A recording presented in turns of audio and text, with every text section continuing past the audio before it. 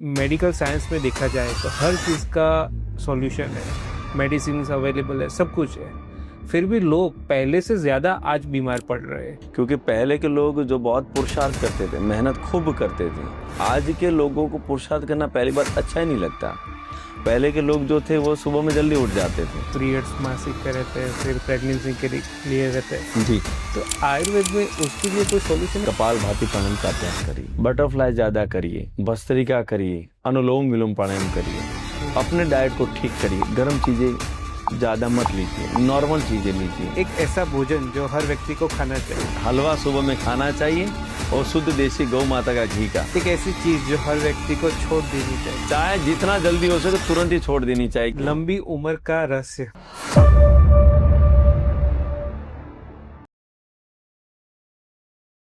गुरुजी, आपका स्वागत है हमारे पॉडकास्ट में। हम आज ट्राई करेंगे कि योग और आयुर्वेद के बारे में लोगों को मैक्सिमम इंफॉर्मेशन मिले, उनका नॉलेज ग्रोथ हो। सो गुरुजी, मेरा पहला क्वेश्चन ये है जी, कि आज अगर मेडिकल साइंस में देखा जाए तो हर चीज़ का सॉल्यूशन है, मेडिसिन अवेलेबल है, सब कुछ है। फिर भी लोग पहले से ज़्यादा आज बीमार पड़ रहे हैं। तो उसका रीज़न क्या है गुरुजी? वैसे रीजन तो बहुत हैं, बहुत प्रकार के कारण हैं। क्योंकि पहले की जो लाइफस्टाइल थी वो अलग थी, आज की लाइफस्टाइल बिल्कुल अलग है। क्योंकि पहले के लोग जो बहुत पुरुषार्थ करते थे, मेहनत खूब करते थे, आज के लोगों को पुरुषार्थ करना पहली बात अच्छा ही नहीं लगता। दूसरा, पहले के लोग जो थे वो सुबह में जल्दी उठ जाते थे और रात को जल्दी सो जाते थे। आज बिल्कुल उल्टा हुआ, आज रात को लेट सोते हैं और लेट उठते हैं, और ये एक फैशन बन गई है। दूसरा, बाहर का खाना एक लोगों की फैशन बनती जा रही है। घर पे खाना बनाना भी अच्छा नहीं लगता और घर पे खाना अच्छा भी नहीं लगता। आज मैंने जहाँ तक देखा कि महिलाओं को सैटरडे संडे 2 दिन तो ऐसे ही है कि परमानेंट हो गया कि बाहर ही खाना है। राइट। तो सबसे बड़ी समस्या एक ये भी है कि खाने पीने की आदत बदल गई है, रहने की आदत बदल गई है। पानी किसी को नॉर्मल पीना नहीं है, सबको फ्रिज का पानी पीना है, सबको एकदम चिल्ड पानी पीना है, जो बहुत ही भयंकर है। मानी पूरी सिस्टम बदल चुकी है। एक तो पुरुषार्थ करना नहीं, पसीना किसी को अच्छा लगता नहीं, पूरे दिन घर में एसी, गाड़ी में एसी और ऑफिस में एसी, तो पसीना बाहर निकलेगा नहीं। व्यायाम करना नहीं है तो आपको आपका बॉडी कैसे ठीक हो सकता है? हो ही नहीं सकता। पहले लोग 100 वर्ष से ज्यादा अधिक जीते थे, 125 150 वर्ष तक लोग जीते थे। उनका खुराक भी ऐसा था, उनकी लाइफस्टाइल पूरी ऐसी थी, सोना उठना जागना बैठना हर चीज उनका परफेक्ट था। तो इस कारण से पहले और आज में ये समस्या में बहुत परिवर्तन आ चुका है और इतना मेडिकल साइंस आगे बढ़ चुका है, फिर भी लोग परेशान हैं, दुखी हैं, बीमार हैं। शारीरिक रूप से है, मानसिक रूप से है, आध्यात्मिक, तीनों प्रकार से लोग दुखी हैं। सही जी। सही सही। तो गुरुजी, आयुर्वेद में कहा जाता है कि आपका जो किचन है वही आपका पहला मेडिसिन का हब है। जी, ठीक है। सो वो सही है? अगर सही है तो कैसे? हमारे यहाँ पहले तो ऐसा कहा जाता था, ये सही, बिल्कुल सही है। हमारे यहाँ गुजराती में पहले कहता है कि दादी माँ का वैद्या, दादी मानो वैद्यो, माने रसोड़ो, माने किचन में सब प्रकार की औषधियाँ हमारे यहाँ पहले से ही, और हमारे गुजरात में तो परफेक्ट हैं और भी अच्छी हैं। हर प्रकार के जो गरम मसालों से लेकर के हर प्रकार की चीजें यहाँ पर हैं, लेकिन उन चीजों का नॉलेज नहीं है। आज की माता बहनों को क्षमा करें, किसी को बुरा ना लगे, लेकिन वास्तविकता है कि किसी को ये चीजें पढ़नी नहीं है। क्योंकि एक आहार शास्त्र है, भोजन के लिए पूरा शास्त्र है। तो हमारे यहाँ जो मैकालो की शिक्षा पद्धति, वो इतनी गलत शिक्षा पद्धति है, जो शिक्षण ही पूरा विचित्र प्रकार का है, जिसमें ये चीजें सिखाई नहीं जाती। या तो सिखाते तो होटल मैनेजमेंट सिखाते हैं, तो वो एक बहुत बड़े स्तर पर, लेकिन स्वयं व्यक्ति अपने घर के रसोई घर में वो चीजें, कौन कौन सी चीजें जिसका उपयोग सही तरीके से कर सकें, वो कोई पढ़ाता नहीं है। अब माताओं में ये जिम्मेवारी माताओं की है, बहनों की है, कि अपने बच्चों को, अपने बेटे को और बेटी दोनों को, फिर ऐसा हम नहीं कहते भेदभाव कि बेटी को सिखाओ बेटे को नहीं, बेटे को भी आना चाहिए, बेटी को भी आना चाहिए। तो ये चीजें माताओं की जिम्मेवारी है कि रसोई में से जो चीजें हैं उनकी उपयोग कैसे किया जाए, और उपयोग करके हम हेल्दी के, जैसे एक नॉर्मली मैं कहूँ कि आपको नॉर्मली हर व्यक्ति को गैस तो बनती है। अब गैस बनती तो लोग तुरंत ही टैबलेट लेने के लिए भागते, डॉक्टर के पास जाते हैं, और गैस भी क्या होती है, ऊपर की ओर चढ़ती तो ऊपर घबराहट सी होती है लोगों को। तो ये समस्या है। अब ये छोटी सी चीज है, छाछ में लवण भास्कर चूर्ण हमारे घरों में नॉर्मल होता है, वो डाल करके पी लो दोपहर के भोजन में, तो आपको गैस नहीं बनेगी। अच्छा, हींग, हींग लेकर के अपनी नाभि में रख दो थोड़ी भिगो करके, वैसे भी गैस पास हो जाएगी। ये बिल्कुल नॉर्मल है। अथवा जैसे आप हम लोग कहते हैं कि भाई ये जो है जीरा, जीरा और मेथी थोड़ा सा उबाल करके 1 कप पानी पिला दो, तो गैस पास हो जाती, नॉर्मल हो जाते हैं। अब ये घर में ही है ना ये चीजें, सही बात है, ठीक, ये घर में ही है ये चीजें। अच्छा, जिनको ज्यादा एसिडिटी हो रही है तो समझ लो कि आपके घर में लौकी है, लौकी का जूस निकालो, सुबह में पी लो, आपकी एसिडिटी नॉर्मल हो जाएगी। नहीं तो एसिडिटी की दवाई पूरे विश्व में, मैं कहूंगा पूरे विश्व में अभी तक दवाई नहीं बनी है। परमानेंट क्योर करने के लिए आज तक हाइपर एसिडिटी की दवा नहीं है। अच्छा, हाँ, ये मैं 100% मैं कह सकता हूँ। लेकिन योग और आयुर्वेद में ऐसी कई ऐसी चीजें हैं जिससे आप अपनी लाइफस्टाइल ठीक करोगे, एसिडिटी अपने आप ठीक हो जाती। तो ये रसोई घर में सारी चीजें हैं। जीरा का पानी ले लो आप, धनिया का पानी ले लो आप, ये लौकी का जूस ले लो, एसिडिटी नॉर्मल हो जाती है। ये तो सामान्य चीजें, ये छोटी छोटी चीजों का उपयोग करके आप अपना बीमारी को ठीक कर सकते हो। तो मानिए ये हमारे घरों में सबको सीखना पड़ेगा। अब जैसे गुलकंद है, ये घर में ही बनता है ना, वैसे आप हम अब ये नॉलेज ना होने के कारण से बाहर लाते, या प्रमादी लोग, आलसी लोग बाहर से ले आते, बाकी तो गुलकंद घर में बन जाए। गुलकंद में 2 ही चीज होती है, एक गुलाब की पंखुड़ियां और उसमें मिश्री, 2 ही चीज तो होती है। घर पे बना दो, 7 दिन में तैयार हो जाता है बिल्कुल। तो गुलाब की जो पंखुड़ियों का उपयोग करके आप मिश्री खांड का नहीं, मिश्री का उपयोग करके आप ये गुलकंद बना है, तो आप रात को सोते समय दूध में 2 चम्मच गुलकंद लेकर के सो जाओ, कभी आपको एसिडिटी हो ही नहीं सकती। आपका पूरा बॉडी एकदम ठंडा रहेगा, आपका मन भी शांत होगा और आपको नींद भी अच्छी आएगी। अब ये घर की चीज है ना, ये किचन में ही होती है ये चीजें। सही है, सही, बस बात इतनी ही। सही है, सही है। बड़े मतलब ऐसी बातें जानने को मिली कि अस्पताल बगल में ये, बट पता नहीं है। बस सब कुछ हमारे अंदर है, सब कुछ हमारे अंदर है। सो गुरुजी, ये बात हो गई आयुर्वेद की। जी, अगर ये गैस की और एसिडिटी की जो प्रॉब्लम है, तो योग उसमें किस तरह से मतलब हेल्पफुल हो सकता है? ये गैस, एसिडिटी और कॉन्स्टिपेशन, कब्ज, ये पूरे विश्व की परेशानी है। पूरे विश्व की, जैसे जैसे लोग आलसी बनते जा रहे हैं ना, वैसे वैसे तीनों चीजें परेशान करती जा रही हैं। और ये एवरेज लोगों में है, या किसी को तो एसिडिटी बनती है, किसी को गैस बनती है, जब पूरे दिन बमबारी करते फिरते हैं या पूरे आप देखो तो ये पूरे परेशानी चल रही है। तो इन परेशानियों से मुक्त होने के लिए योग सबसे अद्भुत है। मानिए सुबह में उठ करके व्यक्ति कपाल भाती प्राणायाम का अभ्यास कर लें, तो सबसे पहले उनका मणिपुर चक्र ठीक होता है। अब ये मणिपुर चक्र मानी नाभि, ये मणिपुर चक्र जिनका ठीक हो, उनका बिल्कुल ये पाचन तंत्र ठीक हो जाता है। तो गैस नहीं बनती, एसिडिटी नहीं बनती, कब्ज नहीं बनती। नॉर्मली पेट उनका सुबह में उठते 2 मिनट में पेट साफ होना चाहिए। सबसे पहले तो आप समझ लो, तभी आप समझना कि मैं हेल्दी हूँ। राइट।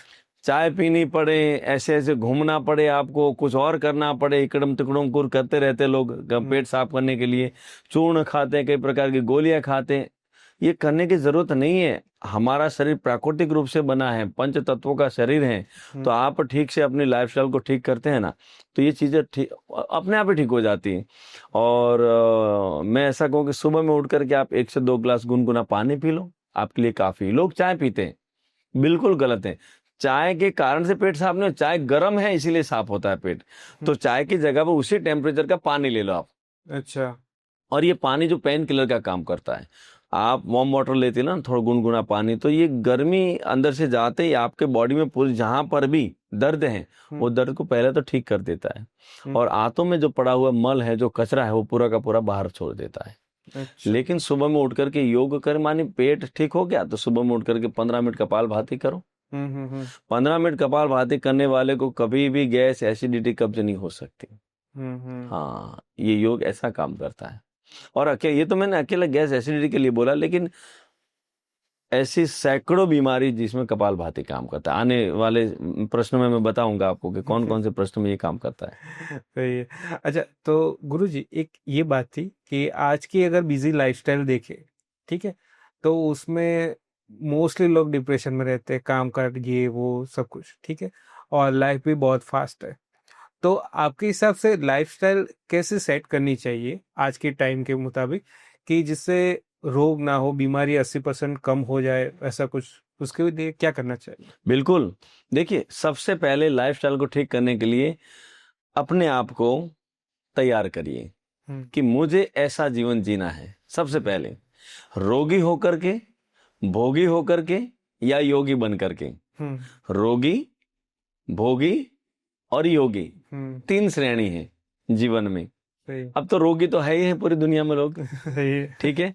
भोगी भी है लोग, मानी सभी प्रकार के भोग विलास करते रहते हैं पूरा दिन, खाना पीना, घूमना, नाचना, गुने, पूरा भोग विलास है। तो ये तो सबको अच्छा ही लगता है, लेकिन हमें तय करना पड़ेगा कि यदि हमें रोगों से, बीमारियों से और मुक्त होकर के जीवन को अच्छे से जीना है, तो सबसे पहले तो आप अपने आप को, माइंड को सेट करिए। एक संकल्प ले लीजिए, कहीं अच्छी जगह पर लिख दीजिए कि मुझे मेरे जीवन को दवाइयों से मुक्त, बीमारी से मुक्त, आनंद से युक्त जीवन को जीना है। क्लियर? अब फिर उसके बाद आप तैयारी करिए कि अब मुझे जीवन को जीने के लिए क्या करना पड़ेगा। तो सबसे पहले मैं ये कहूंगा कि सुबह में ब्रह्म मुहूर्त में उठना शुरू करो। और सुबह में ब्रह्म मुहूर्त में उठना है, आपको जागना है, तो आपको रात को जल्दी सोना पड़ेगा। आपकी दिनचर्या, लाइफस्टाइल को सेट ऐसे ही आपको ही करना पड़ेगा, और कोई नहीं करेगा, आपको ही करना पड़ेगा। और आप नॉर्मली रात को 9 बजे सो जाइए। मैं कहूंगा नींद नहीं आएगी, क्योंकि आदत नहीं है। अच्छा, 9:30 बजे, 10 बजे तक तो नींद आ ही जाएगी आपको। सबसे पहले मोबाइल बंद कर दीजिए, रख दीजिए, दूर रखिए उसको, लाइट ऑफ कर दीजिए, ठीक है। आपको थोड़ी ऐसी, थोड़ा ऐसा लग रहा है तो आप थोड़ी कुछ किसी पुस्तक को ले लीजिए। अच्छा, पुस्तक पढ़िए रात को। तो पुस्तक जल्दी पढ़ने से नींद बहुत जल्दी आती है, पता है, क्योंकि पढ़ना अच्छा नहीं लगता है किसी को भी, एवरेज लोगों में। तो पुस्तक पढ़ने से जल्दी नींद आ जाती है, सो जाओ आप।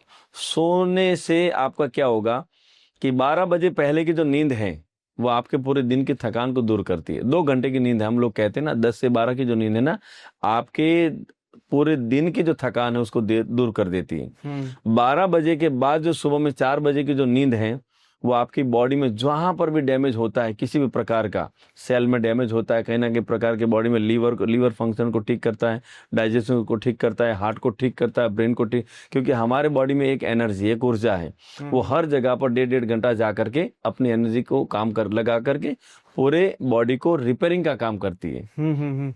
वो हो जाएगा। 6 घंटे की नींद हो गई आपको, अपने आप आपकी आंखें खुल जाएगी सुबह में 4 बजे। 4 बजे उठ जाओ तो बहुत अच्छा है, नहीं तो 4:30 बजे, 5 बजे तो उठ जाओ। क्योंकि लोग लेट उठते हैं ना, इसीलिए लोगों का तनाव वहीं से शुरू होता है। क्योंकि एक देखो, जॉब पर जाते हैं तो टाइम फिक्स होता है कि सुबह मुझे वहां पर 9 बजे पहुंचना है, 8 बजे पहुंचना है, लेकिन हम उठते ही लेट हैं। लेट उठते, फिर पेट साफ हुआ ना हुआ, स्नान कर लिया, शेविंग किया ना किया, ये करके फिर ना फटाफट से चाय लाओ, नाश्ता लाओ, ये करते करते फिर तनाव बढ़ता है। ये ना फास्ट करने से तनाव बढ़ता है, क्योंकि हमारे पास समय कम है, क्योंकि हम लोग लेट जागे। तो सबसे पहले जल्दी उठना पड़ेगा हमें। सुबह में उठ कर आप अपनी तैयारी करो, आराम से करो। सुबह में उठ करके थोड़ा गुनगुना पानी पीजिए, आप थोड़ा सा हल्का सा आगे पीछे हो जाइए, ब्रश करिए, तब तक आपको प्रेशर बनता ही है, ठीक है। मैं ऐसा कहूँ, फिर ध्यान रखें, गुनगुना पानी, जिनको हाइपर एसिडिटी उनको नहीं पीना चाहिए, उनको नॉर्मल पानी पीना चाहिए। अच्छा। मटकी का पानी या तांबे के लोटे में रखा हुआ पानी पीना चाहिए। कफ प्रकृति वाला और वात प्रकृति वाले 2 लोग जो हैं वो ये गर्म पानी पी सकते हैं, ठीक है। ये ध्यान, सावधानी है ये। तो बाकी के लोग तो गुनगुना पानी पी सकते हैं। तो फिर आपका पेट क्लीन हो गया, आपने स्नान कर लिया, सेविंग कर लिया, शांति से बैठ करके अच्छा सा नाश्ता कर, फिर नाश्ता बाद में, पहले आप जाइए, दौड़िए, चलिए, व्यायाम करिए, सूर्य नमस्कार करिए, प्राणायाम करिए, और 5 से 10 मिनट का ध्यान करिए। ये 10 मिनट का ध्यान जो है ना सुबह सुबह में, ये पूरे दिन की जो एनर्जी है, जो हमारी झंझटें हैं, परेशानियां हैं, उसका सामना करने के लिए हमारे बॉडी और माइंड को सेट करता है। माने हम सुबह में इतने पीस हो जाते हैं ना कि दिन में आने वाली जॉब हो, बिजनेस हो, परिवार हो, कोई भी कुछ भी है, तो वो उसकी परेशानियों को सेट करने के लिए हमारा माइंड सेट हो जाता है। फिर हम कभी भी तनाव से ग्रसित नहीं होते और परेशान नहीं होते। तो ये सुबह से शुरू होता है, और जो सुबह में जल्दी उठ जाए उनको कभी भी परेशानी नहीं होती। ऐसा है। तो जैसे कि आपने बात की कि सुबह जल्दी उठे, बट ऐसी कौन सी 3 गलतियां हैं जो सब लोग करते बट उनको मालूम ही नहीं है? सही बात है। मैं तो यही कहूंगा, सुबह में 3 गलतियां जो लोग करते हैं ना, एक तो सबसे पहले लेट उठने की गलती करते हैं, है ना, क्योंकि लेट उठते हैं ना वो व्यक्ति जीवन में कुछ कर नहीं सकते, हम तो ऐसा कहते हैं।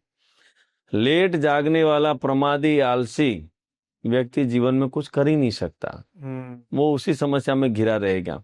तो लेट उठने वाली ये गलती बहुत खतरनाक है। उसके बाद दूसरी जो गलती, कुछ लोग व्यसन करते हैं, व्यसन करते, कुछ लोग तंबाकू खाते हैं, कुछ लोग सिगरेट पीते हैं, कुछ लोग बीड़ी पीते हैं, तब जाकर के पेट साफ होता है। कुछ लोग चाय पीते हैं।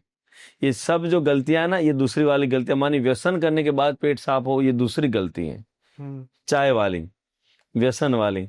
और तीसरी जो गलती है, सुबह में उठ करके सुबह का जो नाश्ता है ना, कुछ लोग करते नहीं है, करना चाहिए।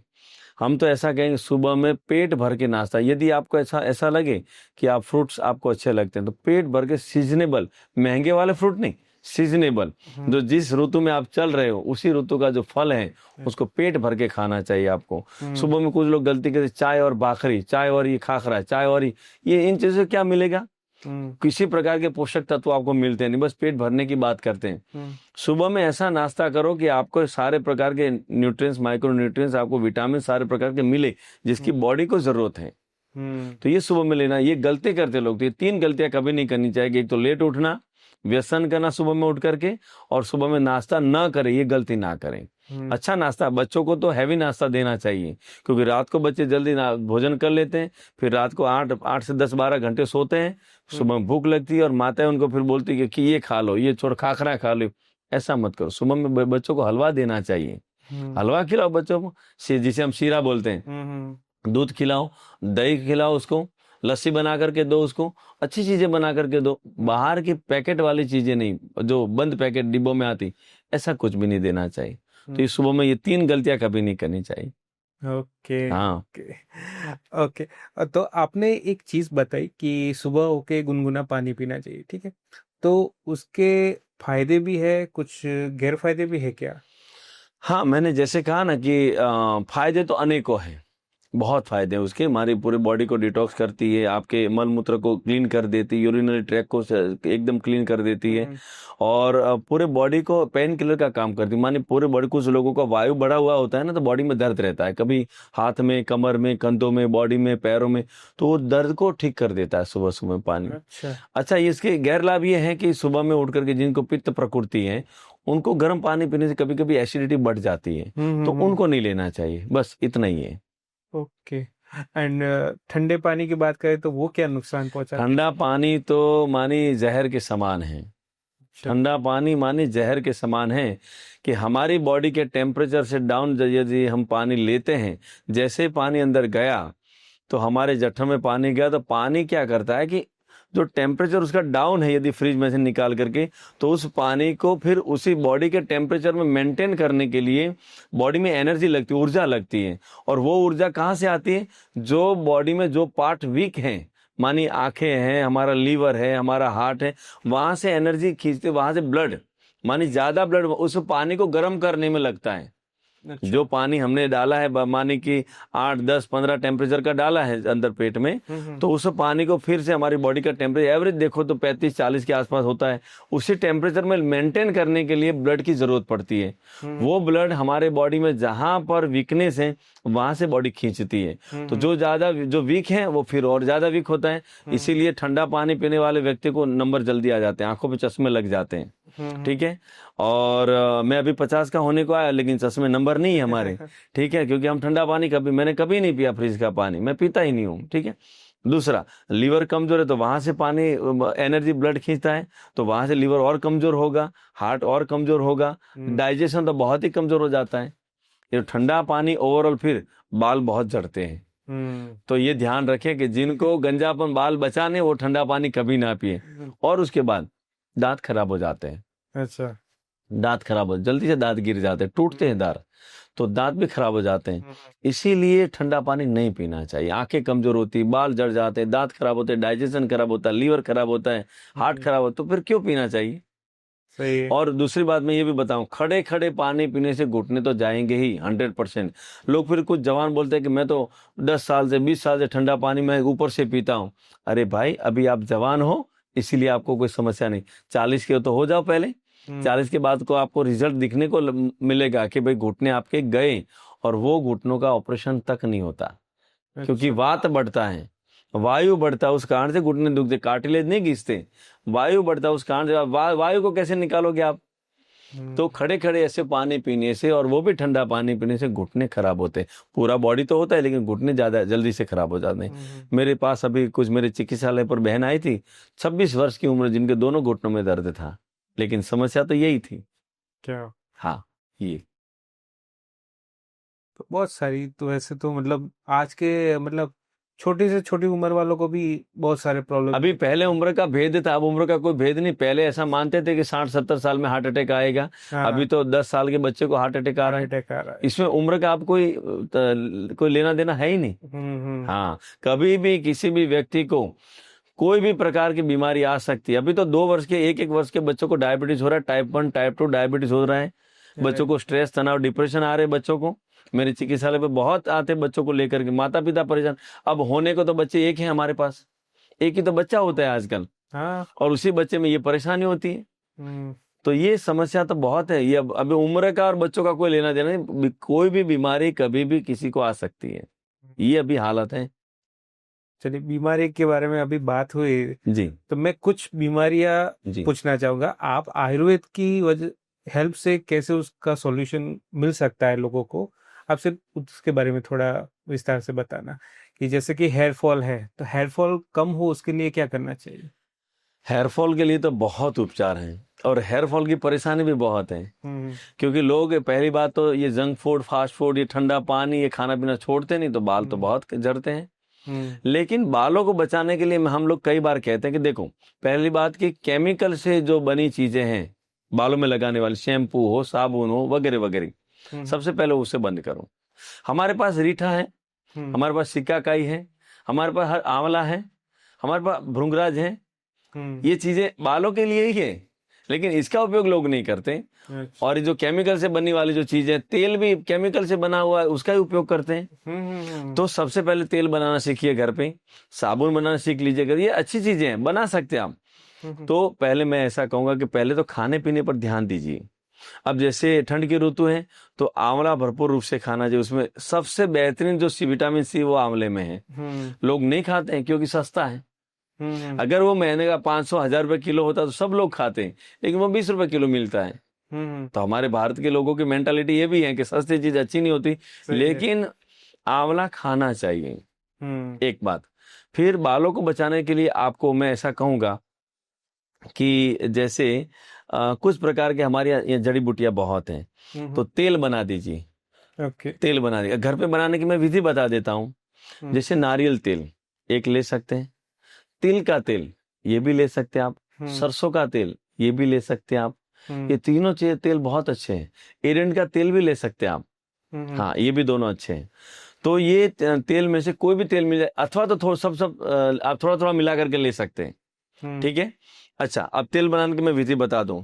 100 ग्राम आंवले का पाउडर ले लीजिए, 100 ग्राम आप भृंगराज का पाउडर ले लीजिए, 100 ग्राम आप ले लीजिए बाकी जो सिकाकाई है उसका पाउडर ले लीजिए। ये पाउडर आप मिला करके पानी ले लीजिए, 1 लीटर पानी। जैसे एक लीटर पानी, उसमें उबालना शुरू कर दीजिए। 1/4 पानी बच जाए, मानिए 250 ml, तो मानिए पूरा गाढ़ा हो जाएगा। उसको निचोड़ करके पूरा निकाल दीजिए पानी, वो गाढ़ा निकाल दीजिए। उतना ही तेल ले लीजिए, उस तेल में उबालिए आप। वो तेल में उबालते उबालते ये काढ़ा जो है ना वो उसमें पूरा जल जाएगा, तेल ही बचेगा। वो हो गया 100% आपका पावरफुल बालों के लिए तेल। अच्छा। उसी तेल की मालिश आपको हर एक दिन छोड़ करके हल्के हाथों से आपके ऐसे धीरे धीरे जड़ों में तेलों को भरना चाहिए। अब आज के जो फैशन के लोग, तो बच्चे और बहनें तो तेल लगाते ही नहीं है। लेकिन तेल बहुत जरूरी बालों के लिए और ब्रेन के लिए भी जरूरी है, तो मालिश करनी चाहिए। अच्छा, आपको तेल अच्छा नहीं लगता है तो सुबह में धो लीजिए, रात को लगाइए तेल, ये सबसे अच्छा है। रात को लगाइए, सुबह में धो लीजिए। सुबह में नहीं धोना तो आपकी मर्जी है, तो ये तेल लगा दीजिए। दूसरी बात, आप जितना हो सके ग्रीन जो सब्जियां हैं, हरी वाली सब्जियां, पत्ते वाली भाजियां, उसको ज्यादा खाना चाहिए, बालों के लिए बहुत जरूरी है। फिर मैं ऐसा कहूंगा कि प्राणायाम करने से बहुत लाभ होता है, शीर्षासन करने से बालों में बहुत लाभ होता है। जो शीर्षासन कर पाए तो अच्छी बात है, नहीं तो सर्वांगासन, जो किसी का वजन हैवी हो या प्रैक्टिस ना हो तो सर्वांगासन कर सकते हैं, पूर्ण हलासन कर सकते हैं। जो अच्छे जो योगी हैं वो शीर्षासन कर सकते हैं। फिर एक एक्यूप्रेशर में मर्म चिकित्सा भी बताऊंगा, जैसे ये ऐसे रख करके, कुछ लोग ऐसे करने बैठ जाते हैं, ऐसे करेंगे, ऐसे नहीं करना चाहिए।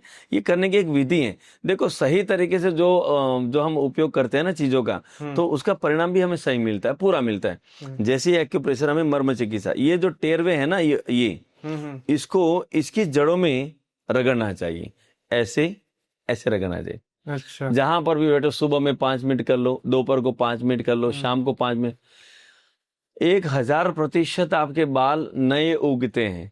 अच्छा, 1000% बोल रहा हूं मैं। ये कोई भी हाथ चलता है ये दोनों हाथ में से, दोनों कर लो, 2.5 मिनट ये कर लो, 2.5 मिनट ये कर लो, अथवा तो 5 जल्दी से उगाने तो 5-5 मिनट दोनों करो। मेहनत तो आपको ही करनी है, तो नए बाल उगते हैं। हाँ, और दूसरी बात, ठंडा पानी, तली हुई चीजें, मिर्च मसालेदार चीजें, गर्म पदार्थ बंद कर दीजिए। बहुत, इससे बाल बहुत झड़ते हैं। जो तली हुई चीज ज्यादा खाते हैं ना, आप देखना उनके बाल बहुत झड़ते हैं। अच्छा। गर्म चीजें बहुत खाते हैं, गर्म पदार्थ, मैदे वाली चीजें, junk food, fast food, cold drinks, उनसे बाल, इसीलिए तो आजकल के बच्चों के बाल तो उड़े हुए मिलते हैं। यही समस्या है। हाँ, मेरे बाल में कभी मैंने डाई नहीं की अभी। ओके। हाँ, कभी नहीं किया अभी तक, और फिर भी है तो वे ब्लैक ही, शायद आपको दिख रहे होंगे, देखो नेचुरली है ना, नेचुरली है। ऐसे है। सही है। ओके। एंड अगर डायबिटीज बीपी के बारे में कहा जाए तो उसका सॉल्यूशन आयुर्वेद में कैसे? हमारे यहाँ डायबिटीज में ऐसा एक षड्यंत्र चलाया गया है पिछले कई वर्षों से, पिछले मैं कहूँ 50 वर्षों से ज्यादा भी, 100 वर्ष कह सकते हैं, कि डायबिटीज क्योर नहीं होता, ब्लड प्रेशर क्योर नहीं होता, मानी पूरी जिंदगी उसके लिए दवाई लेनी पड़ेगी, ऐसा बोला जाता है। लेकिन ये बिल्कुल गलत है, 100% गलत। हमारे चिकित्सालय पर हमने कई लोगों के डायबिटीज ठीक किए। अच्छा। बिना दवाई के, एलोपैथी और आयुर्वेद की दवाई भी हमने तो कभी कभी नहीं, कुछ लोग इतने मेहनती अच्छे होते हैं तो उनको मात्र योग करवा करके इनका डायबिटीज ठीक कर लिया। ब्लड प्रेशर जिनके लिए डॉक्टर्स कहते हैं कि आपको पूरी जिंदगी, लाइफ टाइम के लिए आपको दवाई लेनी पड़ेगी, लेकिन हम लोग 15 दिन में, 20 दिन में उसकी दवाई बंद कर, मानिए हम नहीं, डॉक्टर ही अपने आप बंद करवाते हैं, उनको प्राणायाम करवाते हैं, उनकी लाइफस्टाइल सेट करते हैं। तनाव से भरी जिंदगी में से उनको ऐसा कहते हैं कि भाई जीवन को ऐसे बनाओ, सुबह से लेकर शाम तक ऐसे जिंदगी जियो कि आपको तनाव बढ़े ही नहीं, हाइपरटेंशन हो ही नहीं, तो आपको ब्लड प्रेशर बढ़े। राइट। तो 100% ब्लड प्रेशर की दवाइयां बंद हो जाती। और ब्लड प्रेशर तो हम लोग कैसे ठीक करते पता है? बस मात्र सुबह में अनुलोम विलोम प्राणायाम 15 मिनट करवाते हैं, 15 मिनट अनुलोम विलोम प्राणायाम करवाते हैं, और 1 से 2 ग्लास लौकी का रस, लौकी 500 ml, 500 ग्राम ले लो, उसमें थोड़ा पुदीना डाल दो, 10, 15, 20 पत्ते, थोड़े तुलसी के पत्ते डाल दो, यदि स्वाद चाहिए तो थोड़ा अदरक भी डाल सकते हैं, उसका जूस निकाल दीजिए। तो एवरेज 200 ml जूस निकलता है उसमें से।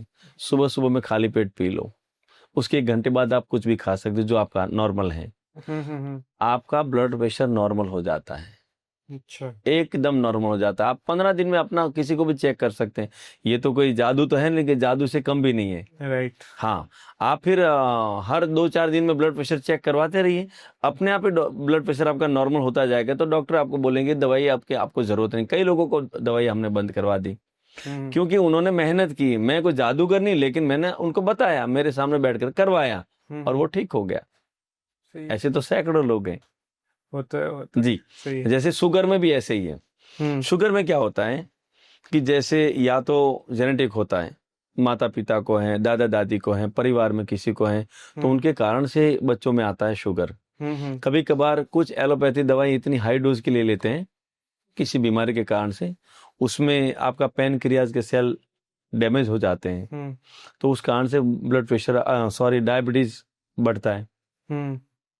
अभी कोरोना के बाद बहुत लोगों ने रेमडेसिविर बहुत ली, बहुत लोगों ने अलग अलग प्रकार की दवाइयां ली, उस कारण से बहुत लोगों को शुगर की बीमारी हो गई। किसी किसी को स्ट्रेस बहुत बढ़ा ना, क्योंकि जो 2 वर्ष शुगर का ये हुआ, कोरोना का काल चला, इतना दर्दनाक, इतना भयंकर हुआ कि इतना स्ट्रेस बढ़ा, लोग कांप रहे थे, डर रहे थे। उस कारण से, डर के कारण से लोगों का पैनक्रियाज वीक हो गया और शुगर की बीमारी आ गई। किसी ने दवाई लेकर के, किसी ने कुछ और लेकर के, उनको समस्या हो गई। तो ये शुगर की बीमारी इतनी वैसे परेशान करती, ये लंबे समय पर परेशान करती, तुरंत नहीं करती। लोग ऐसा सोचते हैं कि हम बस टैबलेट ले ली और जो खाना है वो खा लिया। ऐसा नहीं होता। शुगर आपका है ही, लेकिन आपके शुगर को वो दवाई से आप दबा रहे हो, मतलब कंट्रोल होता है, उसको खत्म नहीं कर पाते। तो ये ऐसा नहीं करें, ये गलती मत करो। आपका शुगर इसीलिए बढ़ा कि आपके पैनक्रियाज ने इंसुलिन नहीं दिया, जितना चाहिए इतना इंसुलिन उसको नहीं मिल रहा है, या तो बिल्कुल बंद हो चुका है। तो टाइप 2 डायबिटीज हो गया तो उनको फिर बाहर से उनको इंसुलिन लेना पड़ता है, इंजेक्शन लेने पड़ते हैं, किसी को और प्रकार से। तो आप ये समझ लीजिए कि आपका डायबिटीज बढ़ने का कारण है कि आपके पैनक्रियाज में से इंसुलिन नहीं मिल रहा। तो इंसुलिन कैसे उत्पन्न करें? तो योग से करें। योग अभ्यास करने से, कपालभाति और मंडूकासन करने से 100% आपका पैनक्रियाज एक्टिव हो जाता है। पैनक्रियाज के बीटा सेल एक्टिव हो गए तो वो इंसुलिन देना शुरू कर देता है। इंसुलिन जैसे देता है, आपके बॉडी में जो ग्लूकोज है वो अपने आप यूज होता है पूरे बॉडी में। जैसे यूज होता है तो अपने आप ही नॉर्मल हो गया आपका शुगर। कुछ करने की जरूरत कहाँ है। हम उनको फिर ऐसे शुरुआत के दिनों में जिनका ज्यादा शुगर है उनको ऐसा बोलते हैं कि भाई एक खीरा ले लो, एक करेला ले लो, एक टमाटर ले लो। एक खीरा, एक करेला, एक टमाटर ले लो। थोड़े सदाबहार के पत्ते ले लो, 12 के पत्ते ले लो, कुछ नीम के पत्ते डाल दो उसमें, 5-10 जूस निकालिए, 1 गिलास पी लीजिए सुबह में खाली पेट। 1 गिलास सुबह में पी लीजिए। ये आपका हो गया सुबह का डोज। सुबह में आपने योग किया 1-1.5 घंटा, 2 घंटा, जितना आपके पास समय है, वो हो गया आपका। फिर आप जो भोजन ले रहे हो उसमें ध्यान ये रखिए, 1 डिश सलाद आपको खाना ही खाना है। आपको चाहे अच्छा लगे या ना लगे। इसमें गाजर, मूली, टमाटर, खीरा, गोभी, पाइनएप्पल आप उसमें ले सकते हैं, एप्पल ले सकते हैं, आप उसमें कैप्सिकम ले सकते हैं, जो आपको अच्छा लगे। 1 डिश मानी 200 ग्राम पहले आपको लेना। वो आपके शुगर को कंट्रोल करता है, आपके आंतों को फाइबर देता है, आपके ग्लूकोज को नियंत्रित करता है। मानी कब्ज भी नहीं रहेगी, शुगर भी कंट्रोल होगा। फिर आपको जो भोजन करना है वो भोजन करिए, और भोजन में गेहूं की रोटली कम कर दीजिए। हमारे यहाँ फुल्का रोटली खाने की बहुत आदत लोगों को। मिक्स आटा जैसे जौ, ज्वार, बाजरा, रागी, उसमें आप चना डाल सकते हो, उसमें आप मक्का डाल सकते हैं। ये चीजों का मिक्स आटा बनाइए, थोड़ा मोटा वाला आटा बनाइए, उसकी रोटी खिलाओ। सब्जी आपको जो पसंद हो वो खाइए, ठीक है। वो रोटी खिलाना। चावल थोड़ा कम खाओ, मैं ऐसा नहीं कहूँ बंद करो, लेकिन थोड़ा कम खाओ। इससे आपका शुगर लेवल बिल्कुल नॉर्मल रहेगा। अच्छा, ठीक है। सुबह में आपने जूस पी लिया खीरा करेला का, दोपहर को आपने सलाद खाया, उसके बाद आपने भोजन किया, ठीक है, नॉर्मल हो गए। कभी आपका शुगर बढ़ेगा नहीं। फ्रूट सुबह में नाश्ता में खाइए। किसी भी तरह का फ्रूट खाने से कभी शुगर नहीं बढ़ता। लोग डरते हैं, डरते भी, और कुछ डॉक्टर डराते भी हैं। राइट। आप 1 किलो आम मेरे सामने बिठा करके खिला दो, कभी भी उनका शुगर नहीं बढ़ेगा। शुगर कभी बढ़ता ही उनसे, फ्रूट से कभी नहीं बढ़ता है शुगर। हाँ, तो इसीलिए डायबिटीज वालों को फ्रूट खाने चाहिए, चाहे जो उनको पसंद है। हाँ, उससे कभी नहीं शुगर बढ़ता। तो मैं ऐसे करने से आपका शुगर लेवल बिल्कुल नॉर्मल हो जाएगा। लेकिन योग नियमित रूप से करना, वो आपकी दवाई का डोज है, ये मान लीजिए। जैसे डॉक्टर दवाई देते हैं ना, वैसे योग आपका डोज है। तो आप बिल्कुल स्वस्थ हो जाएंगे, बीमारी आपकी दूर हो जाएगी, पैनक्रियाज आपका एक्टिव हो जाएगा, शुगर की बीमारी में से आप हमेशा नॉर्मल हो जाओगे। ऐसे कई हमारे योगी आत्मा हैं जिनको शुगर था, अभी नॉर्मल हो चुके, बिल्कुल दवाइयों से मुक्त हो चुके हैं। हाँ, कभी कभार किसी को ज्यादा है तो हम मधुनाशिनी वटी, मधुग्रीट वटी, हम पतंजलि की आती बहुत अच्छी औषधियां हैं, वो देते हैं। और कभी कभार नॉर्मल है तो हम ऐसा बोलते हैं कि नीम की गुठली का पाउडर दे दो, जामुन की गुठली का पाउडर दे दो, 1 चम्मच रात को गुनगुने पानी के साथ ले लो, नॉर्मल हो जाते हैं। अच्छा है ये। हाँ, कोई दवाई की जरूरत नहीं पड़ती शुगर में, और बिल्कुल शुगर आपका नॉर्मल रहता है हमेशा के लिए। हाँ, तो उसमें योग, आयुर्वेद, लाइफस्टाइल और अपना डाइट को ठीक करना पड़ता है। सही है, वो जी। तो है, वो तो है। और जिनका ठीक नहीं वो मेरे पास आ जाए। नहीं, वो तो डेफिनेटली है जी। अच्छा गुरुजी, महिलाओं में भी कई बार प्रॉब्लम्स रहती है, जैसे कि पीरियड्स मासिक का रहते हैं, फिर प्रेगनेंसी के लिए रहते हैं। जी। तो आयुर्वेद में उसके लिए कोई सॉल्यूशन है? क्योंकि मोस्टली ना वो आईवीएफ के और दूसरे दूसरे मतलब हैवी मेडिसिन लेते हैं, उसकी वजह से मोस्टली प्रॉब्लम जनरेट होते हैं। जी। तो आयुर्वेद में क्या उसको सिंपल सॉल्यूशन है? सबसे ज्यादा एवरेज में हम कहें तो पुरुषों से ज्यादा महिलाओं में समस्या है बीमारी की बराबरी करें तो। क्योंकि एक तो महिलाएं अपना ध्यान नहीं रखती। कुछ महिलाएं इतनी बहुत ज्यादा अच्छी होती हैं कि अपने पति देव का, अपने बच्चों का, अपने सास ससुर का ध्यान रखने में स्वयं का ध्यान नहीं रखती है। ये लापरवाही हो जाती है कि वो इतनी अच्छी सेवा करते अपना ध्यान नहीं रख पाते। लेकिन ये गलत है। जो व्यक्ति स्वयं बीमार हो जाए फिर किसी को वो ठीक कर नहीं सका। तो इसीलिए ध्यान रखें कि पहले प्रथम सुख निरोगी काया। आप पहले स्वस्थ रहिए, फिर आप दूसरों की सेवा करिए। तो माताओं बहनों को पीरियड्स की समस्या एवरेज बहनों को है। देखिए, या तो ये होता है पीरियड्स आने से पहले पेट में दर्द रहता है, पेड़ों में दर्द होता है। पीरियड के बाद कभी कभी बहनों को दर्द रहता है। कभी देखो तो पीरियड्स ज्यादा ओवर होता है, कभी देखो तो बहुत कम होता है, कभी देखो तो एकदम डार्क रेड होता है। ये समस्या है। कभी देखो तो ल्यूकोरिया की समस्या, सफेद पानी का गिरना, ये तो एवरेज हम कहें 40-50% बहनों को है। कभी देखो तो यूरिन लीकेज की समस्या, खांसी आते ही बहनों को यूरिन लीकेज हो जाता है, पेशाब हो जाता है। ये तो 50-60% बहनों को, 60-70% बहनों को है। लेकिन क्या है, मर्यादा में वो कह नहीं सकते। कभी कभी कुछ बहनें इतनी मर्यादा में, ज्यादा ही मर्यादा में, तो डॉक्टर को भी नहीं बताते कि यूरिन लीकेज की समस्या है, ये समस्या है। लेकिन सब रोगों का समाधान है। एक भी रोग ऐसा नहीं जिसका समाधान ना हो। हमारे यहाँ हम लोग देखो, जैसे पीरियड की समस्या है तो माताओं बहनों को हम कहते हैं कि देखो, कपालभाति प्राणायाम का अभ्यास करिए, बटरफ्लाई ज्यादा करिए, भस्त्रिका करिए, अनुलोम विलोम प्राणायाम करिए, अपने डाइट को ठीक करिए, गर्म चीजें ज्यादा मत लीजिए, नॉर्मल चीजें लीजिए, समय पर भोजन कर लीजिए। दूसरों को भोजन करवाने वो अपना भोजन 3 बजे करते, 2 बजे करते, ऐसा मत करो। 12 के 1 के बीच का जो भोजन का समय उसमें कर लिया करो। सुबह का नाश्ता, दोपहर का भोजन, रात्रि का, समय पर भोजन किया करो। अपने सुबह में उठकर आप जो व्यायाम कर सकते हो, सूर्य नमस्कार, योग कर सकते हो। बहनों को सबसे ज्यादा, हाँ मैं ये भी कहूंगा कि बहनें सबसे ज्यादा अपना योग अभ्यास करती है। हमारे भी क्लासों में पुरुषों की बराबरी में 70% बहनें होती है, 30% भाई होते हैं। अच्छा। तो भाई तो हम बोलते हैं राजा नवाब होते हैं ना, तो वो सोए पड़े रहते हैं। इसीलिए बहनों को हम अभिनंदन इसीलिए देंगे कि हमारे क्लासों में बहनों की एवरेज संख्या, और पूरे भारत में जो एवरेज है 70% बहनें योग ज्यादा करती है, पुरुष कम करते हैं। लेकिन धीरे धीरे पुरुषों को भी जागना चाहिए। तो सुबह में उठकर योग करना चाहिए, अच्छा डाइट लेना चाहिए, और जहां जरूरत पड़े तो औषधियां लेनी चाहिए। हम कहेंगे कि जो बहनों को पीरियड की समस्या, उनको चंद्र प्रभावटी देते हैं हम लोग, 2-2 टैबलेट चंद्र प्रभावटी देते हैं, और स्त्री रसायन वटी देते हैं, हम नारी कांति देते हैं। इससे ये जो समस्या है ना, सारी समस्या ठीक हो जाती है। अच्छा। और जिनको सफेद पानी का गिरना, तो हम तो ऐसे कहते हैं, नॉर्मल कहेंगे कि चावल का उबला हुआ पानी जो है ना 1-1 कप पीना चाहिए, तो उनको सफेद पानी का गिरना बंद हो जाता है। कपालभाति, अनुलोम विलोम प्राणायाम और बटरफ्लाई करना चाहिए ज्यादा, थोड़ा सा, इसी ये समस्या में से मुक्ति मिल जाती है। बिल्कुल ठीक। और जिनको ज्यादा ही मान लो समस्या, तो अशोकारिष्ट है, पतंजलि में मिल जाएगी। अशोकारिष्ट बहुत अच्छी है।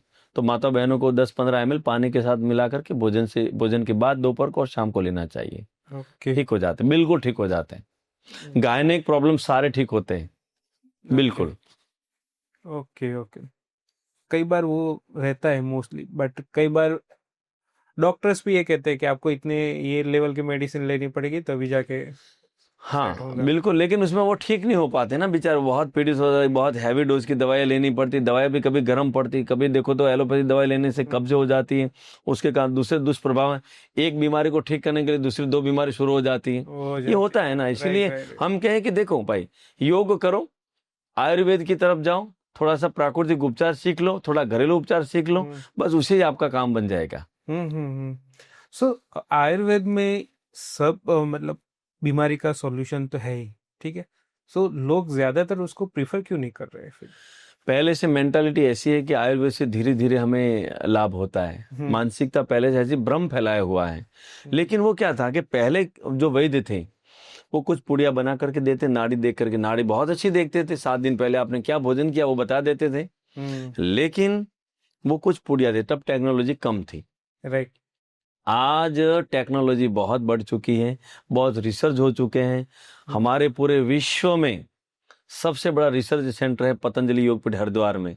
पूरा आयुर्वेद का और योग का रिसर्च सेंटर है। वहां पर 350 से ज्यादा साइंटिस्ट काम कर रहे हैं। तो वहां पर ऐसी ऐसी औषधियां तैयार की हैं, एलोपैथी से भी फास्ट रिजल्ट देती है, एकदम फास्ट। ऐसी औषधियां तैयार हो चुकी है, ऐसी दवाइयां, टैबलेट, वटी, अवले, ऐसी अलग अलग प्रकार के रिस्ट वगैरह तैयार हो चुकी हैं। तो अब लोगों को थोड़ा, हाँ, कोरोना के बाद लोगों में जागरूकता आई है कि आयुर्वेद की तरफ लोग डर के मारे ही भले, लेकिन वो अब थोड़े आयुर्वेद की तरफ अब आगे जागरूकता आ रही है। तो अब लोगों को पता चला कि हाँ, ये इससे कोई नुकसान नहीं हो रहे और लाभ जरूर, भले ही कोई चीज 5 दिन के बाद, कोई 10 दिन के, कोई महीने के बाद लाभ हो रहा है, लेकिन हो जरूर रहा है। 100% हम बीमारी से मुक्त हो रहे हैं, वो योग और आयुर्वेद से हो रहे हैं। एलोपैथी में तो हम दवाई लियो और जिंदा जब तक हो तब तक लेते रहो, तो समस्या तो ये है। तो अब धीरे धीरे लोग आयुर्वेद की तरफ बढ़ रहे हैं, ये हम कह सकते हैं। और भी बढ़ेंगे, जैसे प्रचार प्रसार ज्यादा होगा ना, जितना प्रचार होगा, अब मैं देखता हूँ टीवी में भी देखता हूँ, मोबाइल में भी देखते हैं, तो अब आयुर्वेद की तरफ लोग बढ़ रहे हैं। कुछ जो सर्च करने वाले लोग भी देखो यूट्यूब में बहुत सर्च करते रहते हैं, अपना घरेलू उपचार करते रहते हैं। लेकिन मैं ये भी निवेदन करूंगा कि यदि कोई आपको ज्यादा बड़ी बीमारी है तो अच्छे डॉक्टर को, हमारे वैद्यों को मिल करके आपका नाड़ी परीक्षण करके, आप अच्छे से आपका रिपोर्ट दिखा करके आप ठीक से उसका उपचार करवाना, तो 100% आपके बीमारी ठीक होती है। कभी कभार क्या होता है, बीमारी आ गई, यूट्यूब में देख करके अलग अलग फिर उपचार कर, उसमें परिणाम कम मिलते हैं, तो फिर लोग फिर मायूस हो जाते हैं, निराश हो जाते हैं, फिर वही एलोपैथी की तरफ जाते हैं, ऑपरेशन करवा देते, सर्जरी का। ऐसा नहीं होना चाहिए। प्रॉपर अच्छे डॉक्टर, अच्छे वैद्य, अच्छे चिकित्सालय पर जाइए, वहां पर नाड़ी परीक्षण करवाइए, रिपोर्ट चेक करवाइए, फिर आप उपचार करवाइए, तो बीमारी में से मुक्ति मिल जाती है। तो ऐसे परिणाम मिलेगा तो लोग अपने आप ही योग और आयुर्वेद की तरफ बढ़ेंगे, और बढ़ रहे हैं और आगे बढ़ेंगे। नहीं, वो सही है मोस्टली। लेकिन ये व्हाट्सएप, इंस्टाग्राम से देख देख के इम्प्लीमेंट करना स्टार्ट कर देते हैं, फिर पछताते कि नहीं, मेरे को तो ये नहीं सेट हो रहा है। हाँ, ऐसा है। तो वो चीज रहता है। तो जिन्होंने इसके ऊपर पूरा 5, 10, 15, 20, 25, 30 साल का जिन्होंने एक्सपीरियंस है जिनका, उनके पास जाना, वो देख करके पता चल जाता है कि आपकी समस्या ये है। कभी कभार मेरे पास आते, देखो मैं अपने आप के लिए कोई बड़ी बात नहीं कर रहा हूँ, हमारे चिकित्सालय पर आते हैं लोग, तो कभी कभार उनको देख कर ही पता कि वो रिपोर्ट की पूरी फाइल इतनी बड़ी लेकर के आते हैं। मैंने कहा रिपोर्ट रख दो, आपको देख करके पता चलता है आपको समस्या क्या है। अपने आप देखकर समझ में आ जाता है कि बीमारी आपकी है, आपकी बीमारी ऐसे ठीक हो जाएगी, आप करो, और हो जाती है ठीक। तो फिर क्या है, उसमें कोई ज्यादा कभी कभी अंदर जाने की जरूरत ही नहीं पड़ती। और कुछ बीमारी ऐसी होती है जिसमें बहुत डीप में जाना पड़ता है, बहुत गहन विचार करके, विमर्श करके, रिपोर्ट देख करके फिर हमें उसको परामर्श करना चाहिए, फिर उसके बाद उनको रिजल्ट मिलता है। ऐसा भी करना चाहिए। एक आखिरी सवाल है जी। ये मैं इसलिए पूछ रहा हूँ कि कई सारी माताएं हैं जिनके बच्चे ना छोटे होते तो खाते नहीं है, ये कंप्लेंट रहती है जी। कि ऐसा दूसरा सब कुछ खाते हैं, जो मेन खाना है वो खाते नहीं। तो क्या आयुर्वेद में कोई ऐसा चूर्ण या मतलब कोई भी है क्या सॉल्यूशन जिससे बच्चे खाना सही टाइम पे सही खाना शुरू कर सके? देखो, उसके मूल में हम जाएं तो कहीं ना कहीं माता पिता की ही गलती है। क्यों पता है, हम लोग 1 या 2 ही बच्चे हमारे यहाँ पे हैं आजकल। आज का जो युग है उसमें ज्यादातर तो 1 ही बालक है, और उसमें माता पिता की अपेक्षा ऐसी भी हो कि मेरा बच्चा पढ़ करके बहुत जोरदार बने, उसकी जॉब, इतना पैकेज मिले उसको, मेरा बच्चा अच्छा क्रिकेटर भी बने, अच्छा स्विमर भी बने, अच्छा जिम में जाकर के अच्छी बॉडी भी बनाए, और अच्छे योगी भी बने, अच्छा सब, माने एक ही बच्चे में उसकी अपेक्षा ज्यादा है। वही है। तो एक तो उसमें वो इतना बच्चे को खेलने नहीं देते, अपनी मर्जी से बच्चों को खेलने नहीं देते। अच्छा, कहीं जाकर के, अब आजकल फ्लैट्स आ गए, फ्लैट में रहते तो वहां पर मिट्टी नहीं होती, बच्चों को मिट्टी में खेलना जरूरी है। और आजकल के माता पिता, बच्चे पैर गंदे हो जाएंगे, कपड़े गंदे हो जाएंगे, आप गंदे हो जाओगे, हाथ गंदे हो गए, मिट्टी से व्यक्ति कभी, क्योंकि हमारा पूरा शरीर मिट्टी से ही बना हुआ है। सही। व्यक्ति को समझना चाहिए। तो 5 तत्वों का बना शरीर, अग्नि, वायु, आकाश, पृथ्वी, जल, 5 तत्वों से बना शरीर है।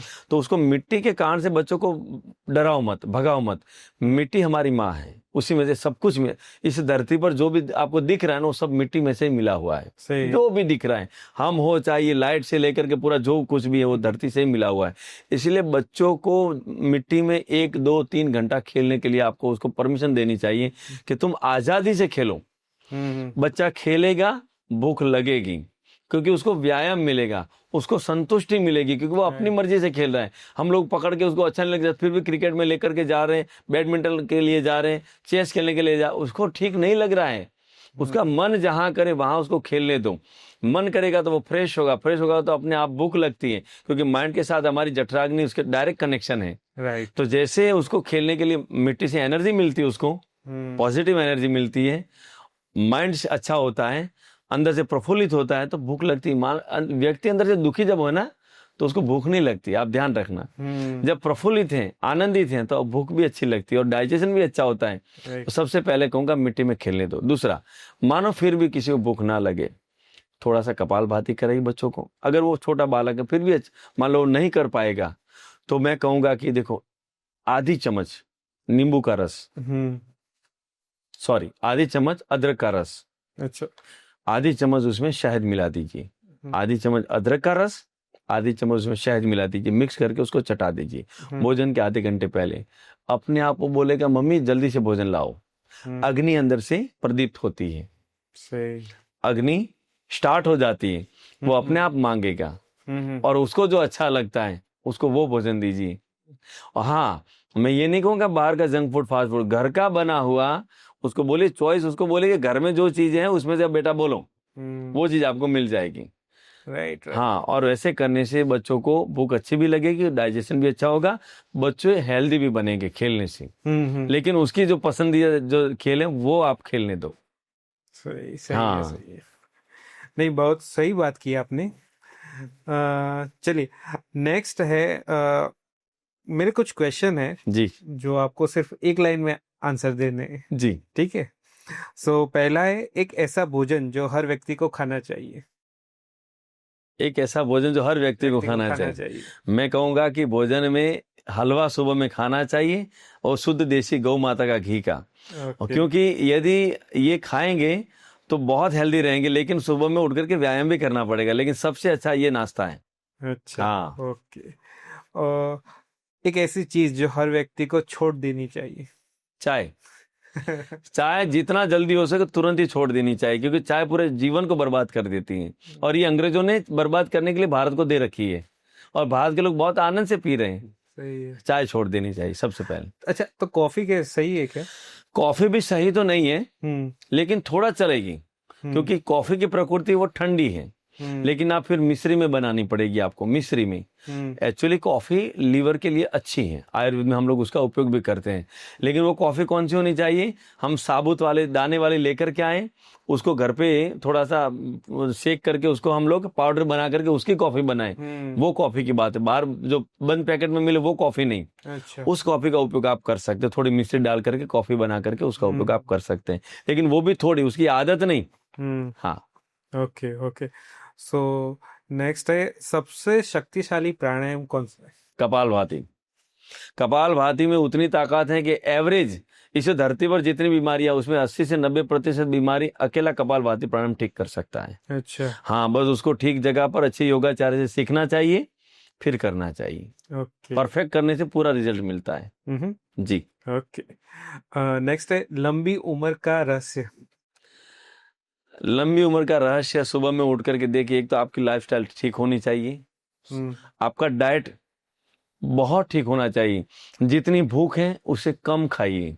अच्छा। हमारे यहाँ कहा गया, आयुर्वेद में सूत्र है, एक भुक्तम सदा आरोग्यम, द्विभुक्तम बलवर्धनम, त्रिभुक्तम सदा आरोग्यम, चतुर्भुक्तम तुमारकम। माने एक बार खाने वाला व्यक्ति 100 वर्ष जिंदा रहेगा, 2 बार खाने वाला व्यक्ति ताकत, जिनको वर्जिश करता है, जो ताकत का काम करता है उनके लिए, 3 बार जो खाएगा वो जल्दी से बीमार होगा, बार बार बीमार होगा, 4 बार खाएगा वो जल्दी से मर जाएगा, क्योंकि उसकी एनर्जी पूरी उसमें लग जाती है। इसीलिए थोड़ा कम खाना ये बहुत जरूरी है। तो लंबी उम्र के लिए सुबह में उठकर योग करना, अपनी डाइट को ठीक करना, और जितनी जरूरत उससे थोड़ा कम खाओ। ओके। स्वस्थ जीवन के लिए एक मंत्र। कम खाओ, गम खाओ। देखो, मैंने पहले कहा कि जितना जरूरत पड़े उतना ही खाना खाओ, और गम खाने का अर्थ यह है कि आज की दुनिया तनाव से भरी हुई है। आज की दुनिया इतना, लोगों में इतना गुस्सा भरा पड़ा है, जहां पर देखो, सही है, आप देखो कि लोगों में हर जगह पर वो गुस्सा हो जाते हैं, हर जगह पर मैंने देखा। थोड़ा सा आप ट्रैफिक सिग्नल बंद है, थोड़ा सा आप इधर उधर आपकी गाड़ी हो गई तो वहां से लोगों के गुस्सा शुरू हो जाते, माने घर में बाहर में कहीं पर देखो तो हमें मन को शांत रखना पड़ेगा। बस ये सोचो कि मुझे कभी भी जीवन में किसी से झगड़ा नहीं करना है, कभी भी किसी से कोई मेरा कोई ये मतभेद नहीं है। मैं भगवान की संतान हूँ, ऋषियों की संतान हूँ, मुझे आनंद से जीवन को जीना है, मैं खुश रहूंगा, औरों को खुश रखने के लिए प्रयत्न करूंगा, बस इतना ही करना है हमें। सही है, सही है। नहीं, बहुत ही डेप्थ और नॉलेजेबल बात आपने शेयर की गुरुजी, कि आयुर्वेद और योगा से क्या क्या पॉसिबल है। कई सारी चीजें जो लोगों को पता ही नहीं थी, जो आज पता चली कि इजीली अपने घर में ही सब सॉल्यूशन है, हम फालतू में बाहर ढूंढ रहे हैं जी। So thank you so much, आपने नॉलेज शेयर किया, आपने अपना इम्पोर्टेंट टाइम शेयर किया ताकि हम लोगों तक ये बात पहुंचा सके। आपका बहुत बहुत धन्यवाद कि आपने हमें ये अवसर प्रदान किया कि हम निमित्त मात्र बन करके हमारी भारत की ऋषियों की जो परंपरा है वो हमारे भारतवासियों के लिए और विश्व के कई लोगों के लिए हम ये चीजें ले जा सकें, और वो अपने जीवन में उतार करके वो स्वस्थ रहें, आनंद में रहें, मस्त रहें। यही तो हम कहते हैं ना, स्वस्थ भारत समृद्ध भारत तभी तो बनेगा, बस यही एक ही है। सही है। और दोस्तों, अगर आपके पास भी कोई और क्वेश्चन है कि आपको वो जानना चाहते हैं कि मैं आयुर्वेद से उसका सॉल्यूशन कैसे ला सकूं, तो आप हमें कमेंट कीजिए। हम गुरुजी के साथ एक वापस पॉडकास्ट अरेंज करेंगे जिसमें हम वो सारे प्रॉब्लम डिस्कशन करेंगे जो आप कमेंट में शेयर करेंगे। सो गुरुजी, थैंक यू सो मच। धन्यवाद।